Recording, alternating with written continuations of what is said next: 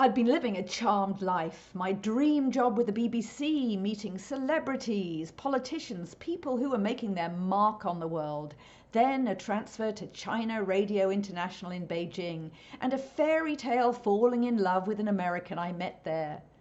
Our 25th wedding anniversary was the best one ever, spent in Hawaii.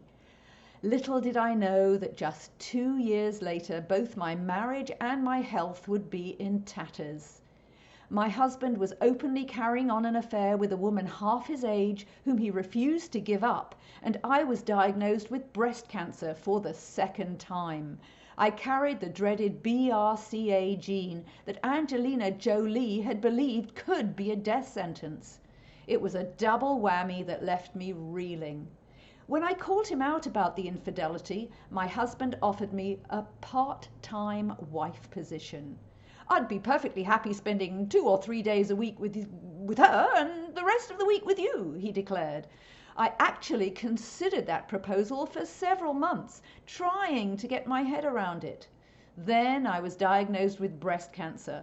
While I was going through chemotherapy, my husband was at a resort in Europe with his girlfriend. Sitting in a chair at the clinic with an IV hookup in my arm, it was obvious I'd never be able to stomach a part-time husband. I had to let him go. Resentment was draining my energy, the last thing I needed undergoing cancer treatment. I wasn't going to let my husband treat me like a doormat anymore. But for my own peace of mind, for my own health, I needed to truly forgive him to break the emotional hold he had on me.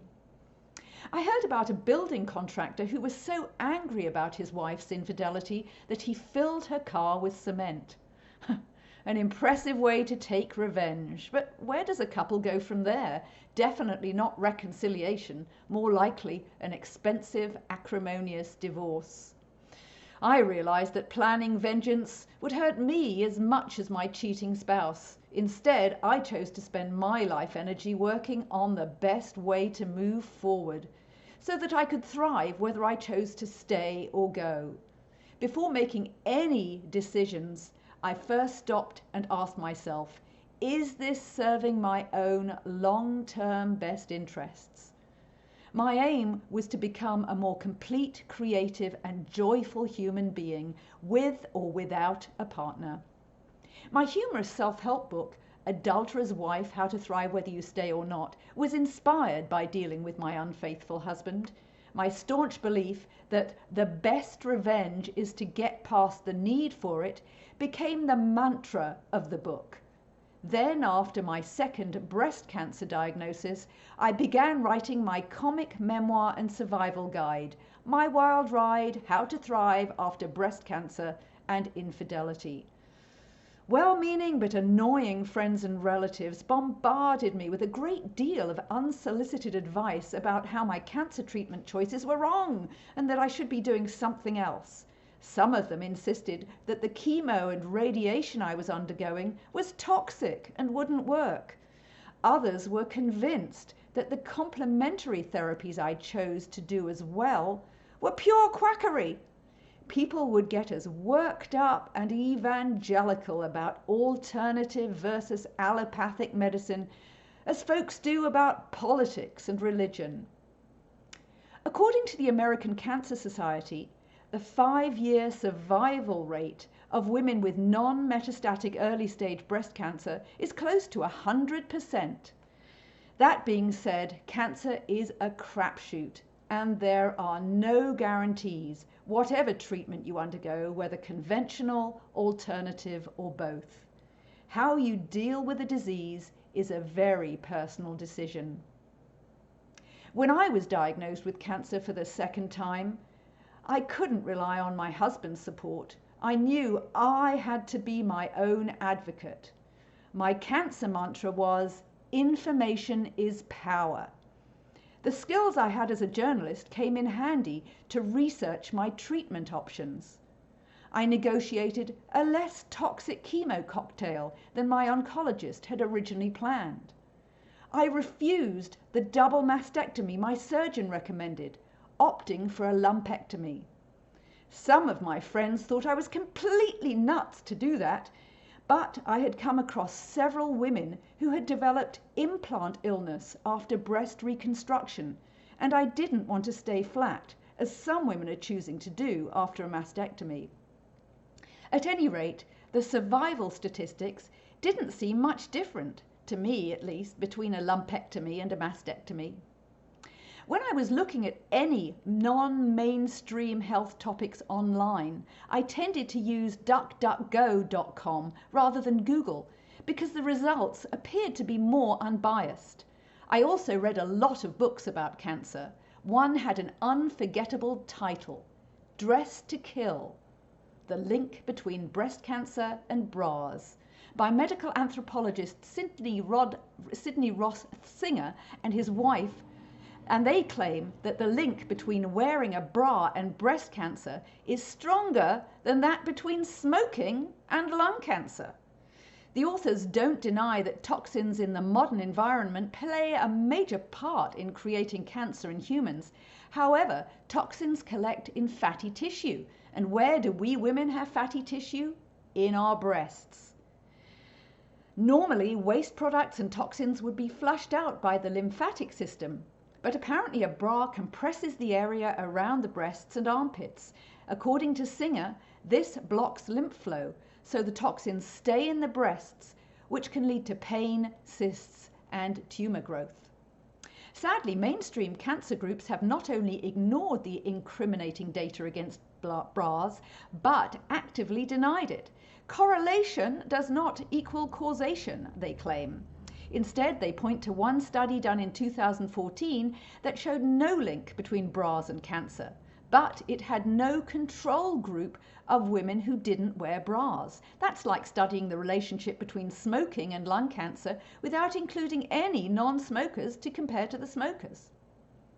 Well, burning my bra may have reduced my chances of getting breast cancer again, but it didn't help me get out of the deep, dark pit of devastation I felt after getting the disease and finding out the man I'd believed to be my soulmate for life was in love with someone else. I found myself developing a 6-part program to help me get off my emotional roller coaster. I'm not a marital guidance counselor or psychotherapist, but I did incorporate some of the advice I received from friends who had worked in counseling. The program can help people cope with the emotional impact of almost any kind of adversity. The sequence of the 6 steps is arbitrary. You can work on them in any order, and like me, you may find yourself doing more than one at the same time. Number 1, find confidants and mentors. You need confidants and mentors with your best interests at heart. They could be friends or paid counselors. Try to have at least one who's of the opposite sex to you, because you might get useful insights that are very different from those of same-sex confidants. I learned I had to choose carefully. I wanted to be able to vent my deepest, darkest feelings with people whom I could trust as true mentors who'd keep things confidential. I couldn't do that with everyone I knew. Some of my friends would have been turned off or at least uncomfortable if I had spewed a load of negativity at them. Others were only interested in the gossip value of the breakup story I wanted to say, and most likely would have passed on my private, intimate details to their whole circle. Number 2, build a community of old and new friends. Cultivate existing and new connections who are friends of your own rather than people you know through your spouse. And again, try to have friends of both sexes. During the course of a marriage spanning 3 decades, I realized I'd let go of most of my own close friends from college and journalism days. Almost everyone I socialized with was either a friend of my husband's or connected to the business we jointly owned. It would have been very unprofessional to have discussed his infidelity with any of these people. So I made it a priority to reconnect with all my old friends and to try to meet new people, both male and female. The aim was to build friendships rather than finding another relationship on the rebound. Number 3, laughter therapy. I made an effort to hang out with people who made me laugh rather than brought me down, and watched comedies rather than depressing dramas. Despite being a former BBC journalist, I gave up watching the news because it's all about bad news. Good news is rarely as exciting as a tragedy. Growing up in Britain, I was brought up on Monty Python's Flying Circus, which helped me notice the absurd humour of my situation, whatever was happening. If you don't laugh, you cry, and I'd much rather laugh. That's why I fill the self-help books I write with cartoons and a lot of humour. Number 4, love your body and become beautiful. I don't mean here that I tried to turn myself into a stunning supermodel. Sadly, that would be an impossible task. I'm talking more about developing internal beauty by getting enough sleep, eating well, and exercising to get healthier and banish the blues. The standard cliche in movies of a woman being dumped by her man is to have her lying in bed all day watching TV and eating ice cream from the carton. That's probably the worst thing you can do to stop feeling like hell. I found outdoor exercise, especially with friends, to be a very effective antidepressant. Number 5, find your passion. Work out what you're passionate about and make time to do things you enjoy. Think about what activities make your heart sing. Your passion could be art, a musical instrument, writing a book, or volunteering for a cause that you really believe in.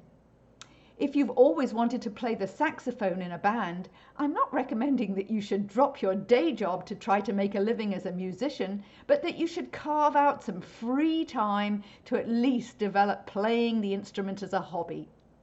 Women tend to put a lot of focus on serving their families and make little time for themselves. While we were married, my ex worked hard at his job, but never involved himself in domestic chores or child-rearing duties. After I discovered his latest affair, I came to realize that I'd sublimated my entire personality into serving his needs at the expense of mine. I needed to focus on finding my passion and engaging in activities that brought me joy. For me, this was writing. I combined my background as a journalist with my love of absurd humour, and my first book, Adulterer's Wife: How to Thrive Whether You Stay or Not, was born. Number 6, develop mindfulness. The past is gone and the future doesn't exist. Now is all there is. So I worked at trying to live in the present and become more mindful. This was probably the most difficult of all the steps for me, and it remains a continual work in progress.